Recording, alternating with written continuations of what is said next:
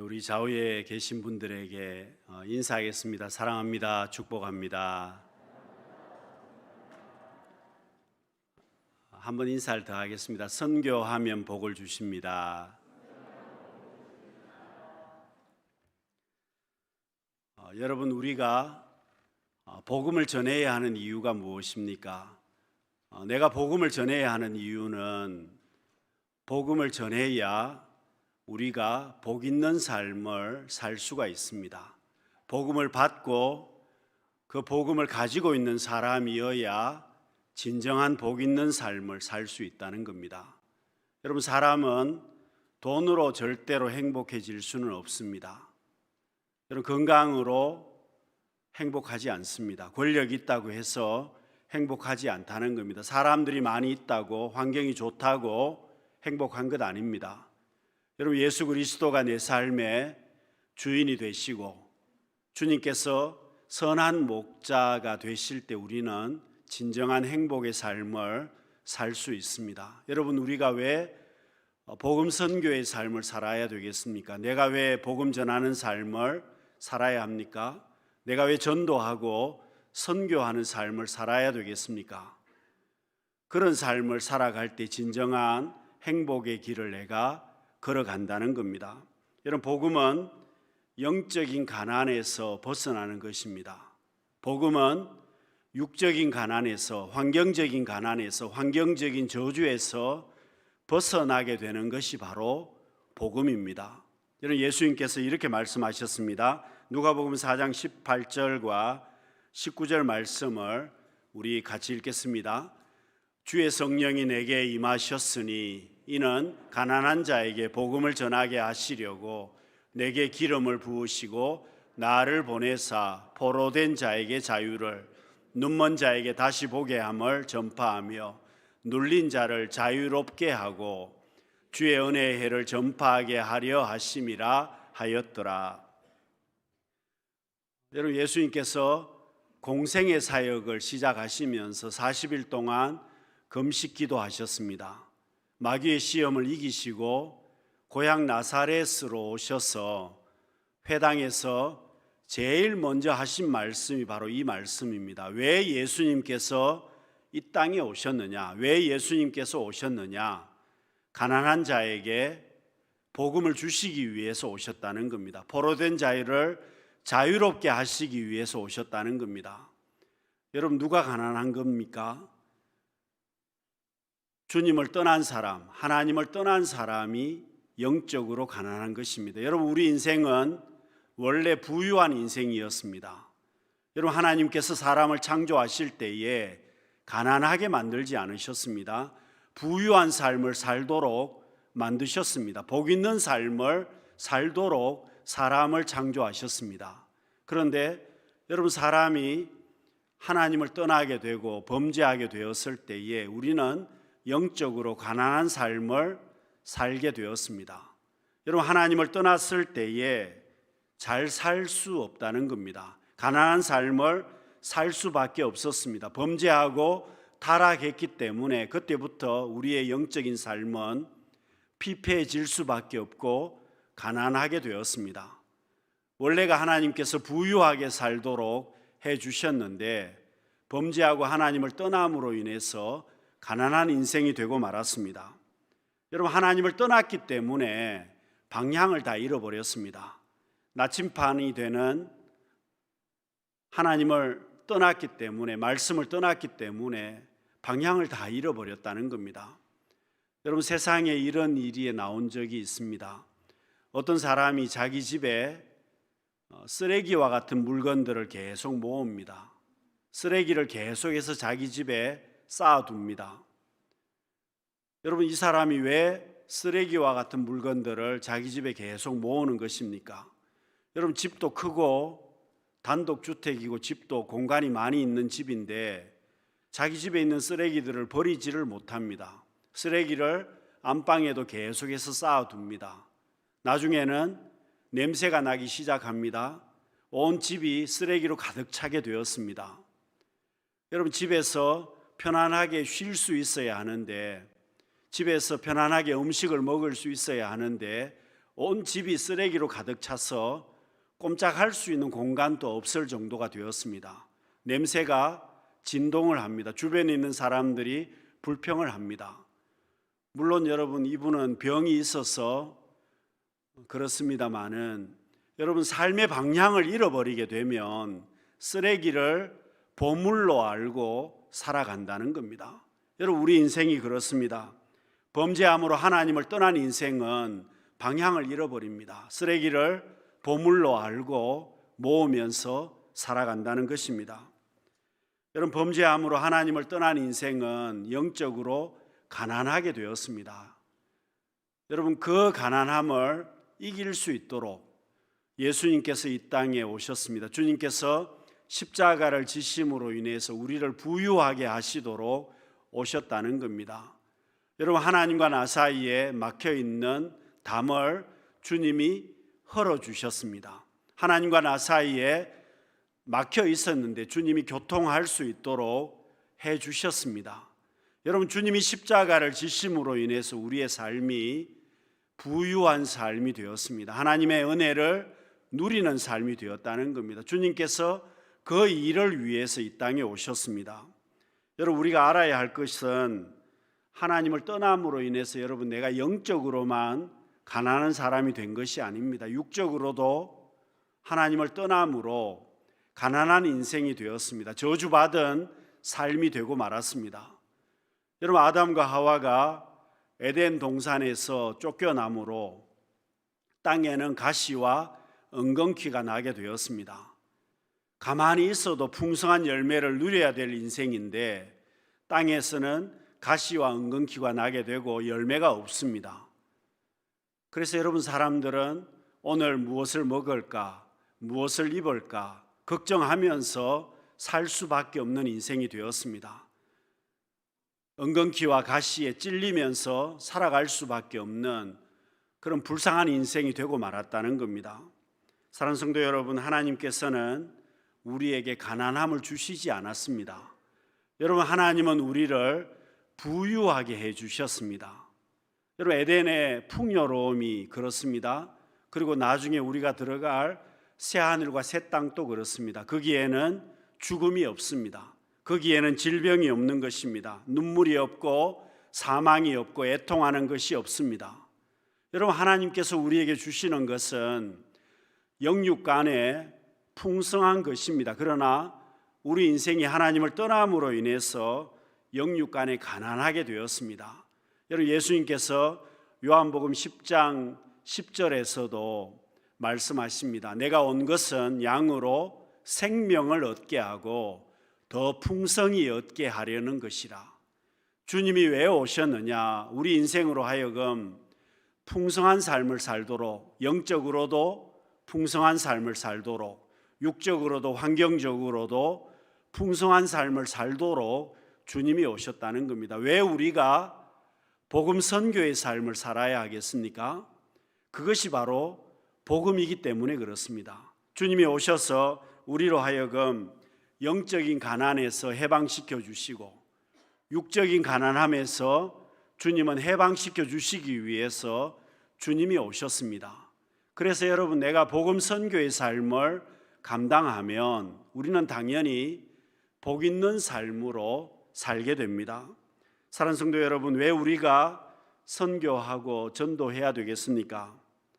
여러분, 복음을 알지 못하는 사람들은 겉보기에는 화려하게 살아갑니다. 겉보기에는 화려하게 살지만 그러나 속을 들여다보면 그 속은 점점점 썩어가고 있다는 겁니다. 그 속은 점점 죽어가고 있다는 겁니다. 마치 나만 장군과도 꼭 같습니다. 여러분, 나만 장군은 나라를 구한 장군이었습니다. 그러니 모든 백성들에게 존경을 받습니다. 그리고 왕에게조차도 나만은 존귀한 사람이었습니다. 부귀가 있고 권세가 있었습니다.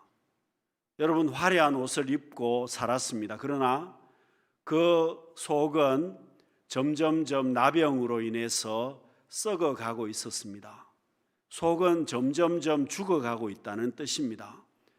여러분, 세상 사람들 예수 그리스도를 알지 못하는 사람들의 모습이 이와 같습니다. 보기에는 잘 사는 것처럼 보입니다. 여러분, 화려하게 자기들이 즐기면서 사는 것처럼 보이지만 그 속을 들여다보면 그 속은 점점점 죽어가는 삶을 살고 있습니다. 그래서 여러분, 우리가 왜 복음 선교의 삶을 살아야 하겠습니까? 죽어가는 사람들에게 복음을 전하는 삶을 살아야 한다는 것입니다. 여러분, 우리 역시도 육신적인 성공이 필요합니다. 사회적인 성공을 해야 됩니다. 그러나 육신적인 성공이나 사회적인 성공 이전에 영적으로 내가 하나님 앞에 복 있는 삶을 살아야 한다는 겁니다. 영적인 것이 영혼 구원이 우선이라는 겁니다. 여러분, 예수님께서 부자와 나사로의 비유를 말씀을 하셨습니다. 여러분, 부자는 사회적으로 또 세상적으로 성공했던 사람입니다. 여러분, 거지 나사로는 실패한 사람입니다. 그러나 여러분, 그 부자가 사회적으로는 성공했지만, 사회적으로는 존경받는 사람이었지만 영적으로 보면 실패한 사람이었습니다. 그러나 거지 나사로는 사회적으로는 다 실패했지만, 그러나 그는 하나님을 알았고 그는 하나님의 자녀가 되었다는 겁니다. 영적으로 보면 영혼 구원을 받은 사람이었습니다. 사랑하는 성도 여러분, 우리는 영혼 구원의 복을 먼저 받은 사람입니다. 우리는 그렇기 때문에 우리가 복음 선교의 삶을 살아야 될 사람들이 오늘 우리들입니다. 여러분, 빌립보 교회가 이것을 우리에게 가르쳐 주고 있습니다. 여러분, 빌립보 교회는 선교의 마음으로 사도 바울을 도웁니다. 빌립보 교회 성도들이 복음 선교의 마음을 가지고 사도 바울과 함께 선교의 일을 감당했습니다. 11절과 12절 말씀을 보시면은요, 내가 궁핍함으로 말하는 것이 아니니라.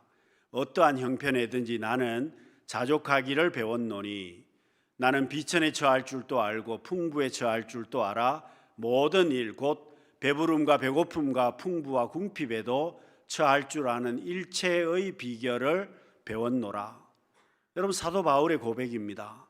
사도 바울은 하나님께서 주시는 은혜 가운데 어떤 상황에서도 그가 복음 전하는 일을 감당할 수 있었다는 겁니다. 나 자신이 하나님의 은혜로 말미암아 어떤 상황에서도 복음을 전하는 삶을 잘 살고 있었습니다. 그러나 지금 여러분, 사도 바울은 감옥에 갇혀 있습니다. 복음을 전하다가 감옥에 갇혀 있는 그런 상황 속에서 빌립보 교회가 사도 바울을 도와줍니다. 바울의 어려운 상황을 알고 복음을 잘 전할 수 있도록 사람을 보내서 바울의 감옥 생활을 도와줍니다. 선교를 할 수 있도록 그동안 바울을 지원해 왔습니다. 그렇기 때문에 14절에 보시면은요, 사도 바울이 이렇게 고백을 합니다. 그러나 너희가 내 괴로움에 함께 참여하였으니 잘하였도다. 여러분, 사도 바울이 지금 돈이 필요해서 이야기하는 것이 아닙니다. 어떤 모양이든지 간에 내가 하나님의 은혜로 복음 전하는 삶을 감당하고 있지만 지금 상황에서 빌립보 교회가 지금까지 나와 함께 이 선교 사역에 동참해 준 것에 대해서 너무 감사하다는 겁니다. 여러분, 우리가 남의 아픔이나 남의 기쁨을 함께 하려면 그냥 되는 것이 아닙니다. 여러분, 기쁜 일이든지 슬픈 일이든지 남의 모든 일에 함께 하려면 먼저 기도해야 됩니다. 여러분, 기도해야 그 사람과 교통할 수 있습니다. 그 사람의 처지를 제대로 알 수 있습니다. 그리고 물질로 도우든지 그 사람과 함께 해주든지 어떤 모양이든지 간에 그 사람과 함께 할 수 있는 것입니다. 여러분, 우리가 알아야 되는 것은 상대방이 지금 뭐가 필요한지 알아야 한다는 겁니다. 여러분, 위로가 필요하다면 그 사람을 위로할 수 있습니다. 특별한 말을 하지 않아도 그 사람과 함께 있는 것만으로 해도 위로가 됩니다. 여러분 욥기서를 보시면 욥의 친구들이 욥을 찾아왔습니다. 욥을 위로하기 위해서 찾아왔는데 정작 욥에게는 친구들이 전혀 위로가 되지 않았습니다. 욥의 친구들이 정말 말은 많이 했는데 오히려 욥에게 상처가 되었습니다. 그래서 욥이 뭐라고 이야기합니까? 입 좀 다물어라. 차라리 말하지 말라는 겁니다. 말 안 하고 가만히 있으면 위로가 되는데 그 말하는 것 때문에 오히려 더 상처를 많이 받았다는 겁니다. 나도 그런 말을 얼마든지 할 수 있다고 욥이 이야기를 합니다. 그렇습니다. 여러분 상대방이 뭐가 필요한지, 돈이 필요한지, 아니면 위로가 필요한지, 함께 있는 것이 필요한지 그걸 알지 못하면 상대방을 도울 수 없는 것입니다. 여러분 우리의 삶은 필요한 것이 항상 바뀝니다. 어떨 때는 돈이 필요합니다. 어떨 때는 위로가 필요합니다. 어떨 때는 함께 해주는 것이 필요합니다. 어떨 때는 사랑이 필요할 때도 있지 않습니까? 여러분 시시때때로 이것이 계속 바뀌기 때문에 내가 기도하고 상대방의 필요를 알지 못하면 그 사람을 도와줄 수 없다는 겁니다. 여러분 사도 바울의 지금 형편은 감옥에 있습니다. 그러니 감옥에 있었기 때문에 사도 바울의 복음 사역 가운데 가장 어려운 시간이었을 겁니다. 여러분 빌립보 교회가 이것을 알고 있습니다. 그래서 바울의 감옥 생활을 도와줄 에바브로디도를 파송합니다. 그리고 바울을 계속해서 도우는 것을 볼 수가 있습니다. 여러분 실질적으로 그렇게 해서 바울의 선교를 지금까지 함께 해준 교회가 빌립보 교회였다는 겁니다. 여러 교회들이 말은 많이 했습니다. 우리도 도우겠다고 말은 열심히 했는데 정작 실질적으로 함께 도와준 교회는 빌립보 교회였다고 지금 감사하고 있는 것입니다. 여러분 16절 말씀에도 보시면은요, 데살로니가에 있을 때에도 빌립보 교회가 계속해서 도와주었다는 겁니다. 사랑하는 성도 여러분, 지금 왜 사도 바울이 이렇게 빌립보 교회를 감사하고 칭찬하고 있겠습니까? 여러분 바울이 지금 이야기하고 있는 것은 물질이 필요해서가 아닙니다. 17절 말씀을 보시면은요, 내가 선물을 구함이 아니요 오직 너희에게 유익하도록 풍성한 열매를 구함이라. 지금 바울이 이야기하고 있는 것은 내가 돈이 필요해서 그런 것이 아니라 너희들이 복음 선교에 힘을 씀으로 인해서 하나님 앞에 복 받기를 원한다는 겁니다. 너희들이 지금까지 복음을 전하는 일에 함께 동참하였고 이 일에 함께 해 주었기 때문에 하나님께서 너희들에게 열매를 주실 것이라는 겁니다. 이 일로 인해서 하나님 앞에 복을 받으라는 겁니다. 사랑하는 성도 여러분, 빌립보 교회처럼 우리가 복음 선교에 힘을 쓰면 여러분 우리의 삶은 하나님의 은혜를 누리게 되어 있습니다. 여러분 19절 말씀을 우리가 같이 읽어보겠습니다. 나의 하나님이 그리스도 예수 안에서 영광 가운데 그 풍성한 대로 너희 모든 쓸 것을 채우시리라.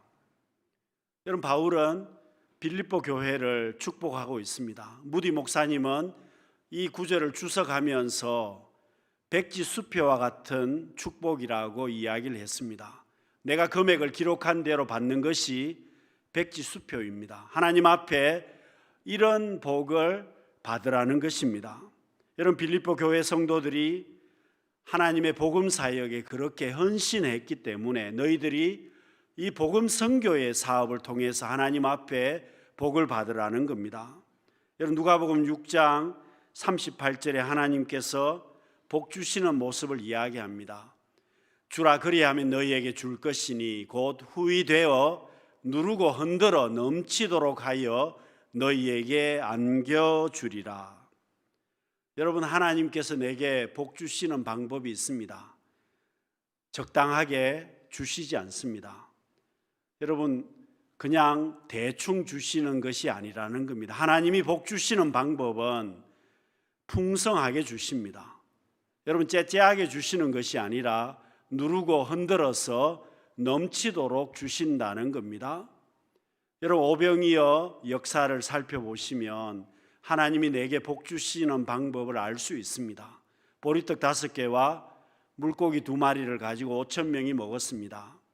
그런데 여러분, 12광주리가 남았다고 성경은 말씀합니다. 하나님이 내게 복 주시는 방법은 12광주리가 남는 것입니다. 누르고 흔들어서 넘치도록 채워주시는 것입니다. 여러분, 하나님은 후하게 주시는 하나님이시고 풍성하게 주시는 하나님입니다. 여러분, 사람의 손이 크겠습니까? 하나님의 손이 크겠습니까? 여러분, 사람들은 머리를 많이 씁니다. 내 나름대로 열심히 하고 모아서 풍성하게 살려고 애를 많이 씁니다. 그런데 여러분, 그렇게 내가 애를 쓰고 모아도 하나님이 내게 한 번 주시는 것보다 훨씬 못하다는 겁니다. 여러분, 아이가 사탕을 아무리 많이 잡으려고 해도 몇 번 잡아도 부모가 한 번 잡아서 주는 것보다 많지 않습니다. 하나님이 주시는 것이 그렇습니다. 여러분, 우리가 알아야 되는 것은 베푸는 것도, 선교하는 것도, 복음 선교하는 것도 기회가 있어야 한다는 겁니다. 그냥 아무 때나 하면 되겠지, 그렇지 않습니다. 여러분, 남을 도우는 것 내가 아무 때나 도와주면 되지, 도우는데 뭐가 필요하냐, 그렇게 말씀하실 수도 있지만 여러분, 남을 도와주는 것도 아무 때나 도와주면 되지 않습니다. 필요할 때 도와주어야 한다는 겁니다. 기회가 있을 때 도와주어야 한다는 겁니다. 여러분, 10절 하반절에 보시면은요, 기회를 이야기합니다. 너희가 또한 이를 위하여 생각은 하였으나 기회가 없었느니라. 빌립보 교회도 마찬가지입니다. 바울을 도와주려고 기회를 찾았는데 처음에는 기회를 놓쳤다는 겁니다. 기회가 없었습니다. 여러분, 그렇지 않습니까? 사람의 마음이 정말 중요합니다. 도와주는 것도 내 마음이 도와주려고 하는 마음이 있을 때 그때 도와야 됩니다. 여러분, 봉사하는 것도 그렇습니다. 내가 봉사하려고 싶은 마음이 있을 때 그때 봉사해야 됩니다. 여러분, 돈이 있을 때 그때 그 돈을 사용할 수 있습니다. 시간이 있을 때, 마음이 있을 때 그때 그 시간을 사용할 수 있습니다. 그런데 여러분, 봉사를 하고 싶은데 몸이 아픕니다. 그러면 그 사람은 봉사의 기회를 놓친 것입니다. 여러분, 헌신하고 싶은데 시간이 없습니다. 그러면 그 사람은 이미 헌신하고자 하는 그 시간을 놓쳐버린 것입니다. 여러분, 물질로 내가 하나님 앞에 복음 선교를 하고 싶은데 지금 돈이 없으면 이미 기회가 지나간 것입니다. 앞으로 또 어떻게 될지는 모르지만 지금은 안 된다는 겁니다. 사랑하는 성도 여러분, 도우는 것도 기회가 있어야만 합니다. 하나님이 줄 수 있는 것도 내게 기회가 있어야 가능하다는 겁니다. 여러분, 올 한 해를 우리가 살아가면서 우리는 복음 선교를 할 수 있는 삶을 살아야 합니다. 우리 교회가 복음 선교의 삶을 살아야 하고 우리 강남교회 모든 성도님들이 복음 선교를 할 수 있는 삶이 되어야 합니다. 왜 그럴까요? 이것이 내가 하나님 앞에 복 받는 길입니다. 여러분, 선교 사역은 내가 직접 선교사가 되는 것만 아닙니다. 우리가 지금 하고 있습니다. 내가 보내는 선교사입니다. 나는 보내는 선교사입니다. 그 마음으로 우리는 매달 작지만 선교 사역을 하는 성도님들이 많습니다. 여러분, 그것을 가지고 우리는 복음 사역을, 선교 사역을 감당하고 있습니다. 여러분, 하나님께서는 만물의 주인이십니다. 그래서 여러분, 까마귀를 통해서도 하나님은 먹여주십니다. 가난한 과부를 통해서도 하나님은 우리의 삶을 풍성하게 하실 수 있습니다. 복음 선교의 삶을 감당하는 자에게 하나님께서는 공급해 주시는 하나님이십니다. 여러분, 복음이란 단어는 유앙겔리온입니다. 이 단어의 뜻은 과거에 나라마다 전쟁을 많이 했습니다. 근데 여러분, 과거의 전쟁이라고 하는 것은 전쟁에 지면 어떻게 되겠습니까? 우리나라가 전쟁에 지면 나는 망하는 것입니다. 우리나라가 전쟁에 지면 많은 사람들이 죽게 됩니다. 우리는 포로로 끌려가야 됩니다. 우리가 가지고 있는 모든 것들은 다 빼앗기게 되는 것입니다. 그런데 여러분, 남자들은 다 전쟁터에 나갔습니다. 그런데 집에 있는 사람들은 이제 소식을 기다리고 있었는데 저 멀리서 먼지를 휘날리면서 한 사람이 뛰어오고 있습니다. 그리고 그 사람이 뛰어와서 하는 말이 우리가 전쟁에서 이겼습니다. 그렇게 말을 했습니다. 그것이 바로 유앙겔리온입니다. 복음입니다. 여러분, 우리가 얼마나 복음을 전하는 사람을 기다리고 있겠습니까? 여러분, 하나님께서 복음 전하는 사람을 기다리고 계십니다. 여러분, 우리의 삶이 내가 복음을 전하든지 아니면 그 복음 전하는 사람을 후원하는 삶을 우리는 살아야만 합니다. 그것이 가장 복 있는 성도의 삶이고, 하나님께서 빌립보 교회를 축복하셨습니다. 빌립보 교회 성도들에게 하나님이 복을 주셨습니다. 사랑하는 성도 여러분, 올 한 해 우리가 복음 선교의 삶을 살아야만 합니다. 우리 교회가 그렇고 나 개인이 복음 선교의 삶을 살아가게 되면 하나님께서 우리의 삶을 책임져 주십니다. 그리고 우리의 삶을 풍성하게 하십니다. 주님께서는 우리를 풍성하게 하시기 위해서 오셨습니다. 그리고 우리를 풍성하게 하셨습니다. 복음 선교의 삶을 통해서 하나님 앞에 영광 돌리고 우리의 삶이 날마다 풍성함을 누릴 수 있는 우리 모든 성도님들이 되시기를 바랍니다.